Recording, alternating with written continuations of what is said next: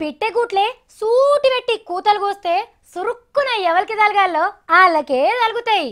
ఎవరు ట్వీట్ చేస్తే media news అవుతుందో, ఎవరు ట్వీట్ చేస్తే పనికి రానోడని పనికి రానోళ్ళు కూడా తిడతారో గా మనిషే మళ్ళీ గుడ్డు పెట్టిండు పిట్టెగూట్లే.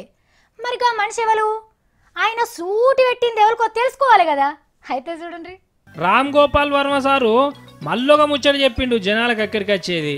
2 రాష్ట్రాల రాజకీయాలు ఉడికెక్కి మాడిపోతాంటే ప్రశ్నిస్తా అనుకుంటూ వచ్చిన పవనాలు సార్ ఎడవా ఇదేనా ప్రశ్నించుడంటే అన్నట్టు ఆయన ట్విట్టర్ గూట్లేసి వచ్చి గుడ్డు పెట్టిండు.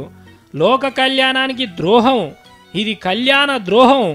ప్రశ్నిస్తారన్నోడు ప్రశ్నించకపోతే జనాలకు ఎప్పుడు పెళ్ళి అవుతుంది అంటే జనాలకు మంచి అయ్యేది ఎన్నడు అని సూటిగా పవనాలు సార్కు కాకబెట్టిండు.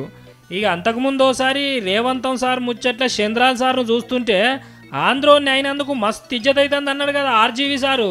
ఇగో ఇప్పుడు పవనాలు ప్రశ్నించడం మీద అంటున్నాడు. అంటే ఇంత పెద్ద ముచ్చట మీద పవనాలు సార్ ప్రశ్నించకుండా ఏడమలుసుకున్నాడు అని కారడ్డం వాడినట్టే కదా.